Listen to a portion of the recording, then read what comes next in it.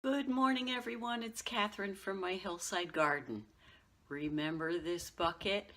My DIY bokashi bucket that didn't quite work out? Well, I'm going to be using this as a temporary home for the worms that I harvest from the worm bin. And I wanted to share with you how I'm going to set it up. Now, if you didn't watch about the bokashi, what I did was I got these two buckets from my cousin. This one we left intact. No holes in the bottom. I just took the red lid off. And in this one, I drilled holes in the bottom for drainage. And I have since added holes all around the top to be sure that to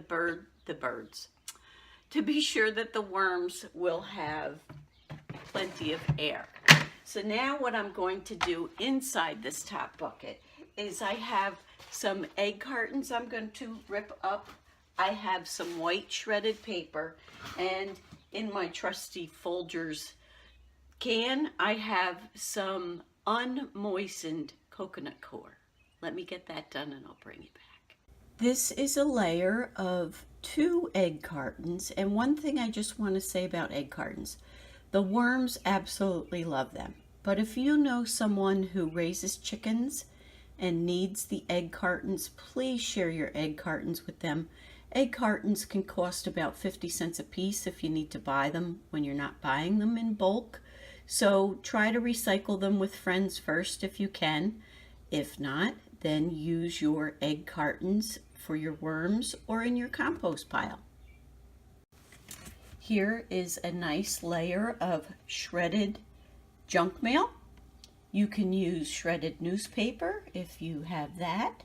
You don't have to use it if you don't. You could just go with the egg cartons and the coconut coir if you wanted to, or you could use shredded leaves. This is what I happen to have on hand, and I do shred all of my white junk mail just for the worms and the compost. Put half of the can of coconut coir that I had from the Folgers coffee. One thing I wanted to let you know was I did get called away, so it's actually been almost 2 weeks since I filmed the first part. Before I went away, I did put food back into the middle, the collection bin, because I didn't want to worry about them not having something to eat. So it's been, I believe, 5 days since I did that. Let's take a look and see what's in the little collection bin. Okay. We do have some worms on the top. I'm not worried about that. We've had really crazy weather, and I'm going to attribute that to the crazy weather. I also did add in fresh bedding when I fed them. Let me bring it in a little closer. So we do have some worm activity around the edges. I'm okay with that, though. Okay. And I also did put some fresh bedding in on the top because I was worried about them. Okay, we got some guys in the middle, so that's a good sign, hopefully. Okay, one here or there in the bedding as I pull it away, I'm not going to worry so much about. But as you can see, they're beginning to go down below on their own because of the light. That's part of the reason why I like doing it here by the back door. Let's see if I can get some more guys to go down in there, and we'll see what we have. I'm trying to hold this at the same time as filming, so let me get this up and we'll take a look at it. Ooh, look. There's a guy crawling. Oh, he's going back in because of the light. So the holes on the side do work, which I'm very pleased about. That was pretty cool seeing him going in. Oh, there's another guy over there. Let me put the camera down and see if I could get a good view of this for you. Okay, we're gonna hope that the camera does not fall into the bin.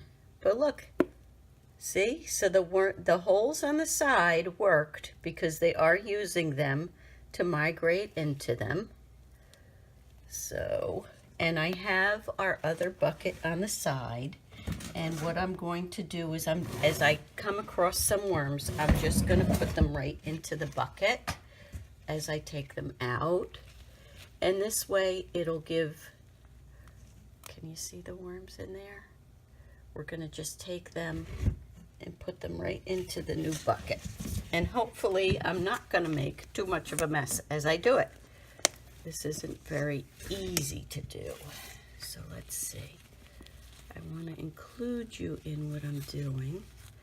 So we do have some in the bedding, as you can see, and I'm just going to take them and put them right in with the moist bedding. If there aren't any in there, I'm just going to move it to the side. So let's see. Oh, we got some in there. Oh, look at how nice they are in here. So I'm just going to take all this bedding as we go and put it into our new bin. And there are different sized worms, as you can see. So that's a good thing. I'm pleased that they're in here. Look at that. So for me right now, I would say, and I did put a banana in here because I know they love bananas. So, and I'm still not seeing any cocoons. Someday I will. I know I will. But so far, this is going to be my bet for getting the worms out.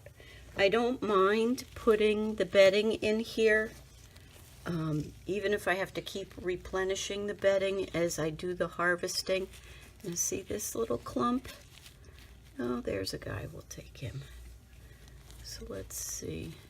I'm going to get down to the banana. The banana had been frozen. I don't want to make this video too long. But here's our banana. And we do have some mites on it. I'm not worried about that. And the banana actually, ooh, look at all the red mites there. See that? Just amazing, the activity inside your worm bin that you don't even really know about. Apparently the worms have not gotten in there yet, so I'm going to take that end off. And this way, for the coming week, they'll have something interesting to eat. And I'm just going to go through here and take out this bedding.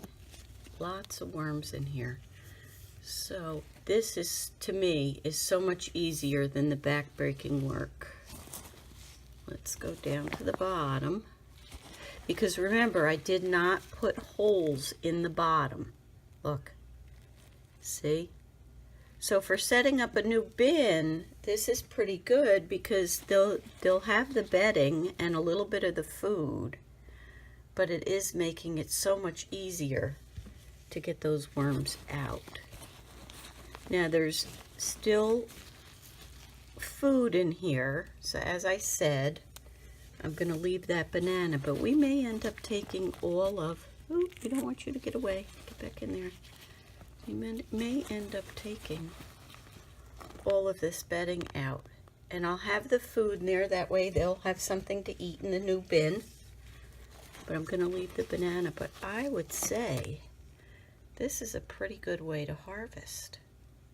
Look at all those worms in there. Okay? Now I know there's still a ton in my bin. But this is the way I'm going to empty this bin out, I think. I'm going to put the banana down the bottom for now. And what I'm going to do is, since there are so many worms in here, I'm just going to dump this all right into the new bin. So now we're empty again. I'm going to put that banana in there. I'm going to put this back in the bottom. I'm going to empty what I have left in here, and I'll have to moisten it down, and I'm going to get some more food. So this has my vote for being a good way to harvest your worms without the back-breaking work. And I'm going to bring you back next week, and next week we'll take a better look at how much of the worms are still left in the bin. I'd like to give a shout out to Susan Walsh, one of my subscribers. She mentioned my channel on her Facebook group, and some new people have come over. So thank you very much, Susan. I hope today's video was worth watching. I'm having a lot of fun with learning how to harvest worms in a different way, and I hope all of you will as well. So thank you all for watching. Leave me a comment ask a question. I always love to hear from you. Give me a thumbs up. It really helps. Believe it or not, that little thumbs up does do a lot for video ratings. And subscribe to my channel. I do other things besides worms, so come along for the journey. Have a great day.